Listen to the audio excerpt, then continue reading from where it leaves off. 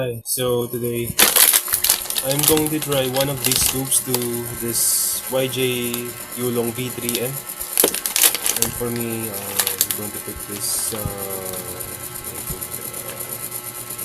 black, para may iba naman, the black M&M Quantum tube kasi medyo dense siya. At ayan, check natin. Tanggalin ko na rin to kasi hindi naman siya ganun ka-attach. Let's say 3 drops muna, tapos breaking. 1, 2, kita nyo naman 3.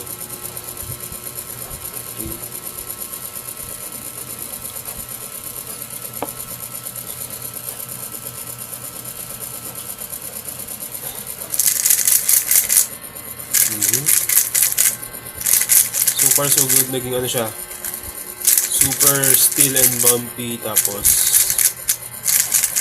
ayun pa rin, flexible. Siguro mga dalawang drops pa or max to 3 na. 1, 2, 3. Okay, 6 drops na siya in total. Super heavy nung density niya. Para sa akin, Tagalog ng dense is kapal or thickness of the lid or the total of mass of the liquid.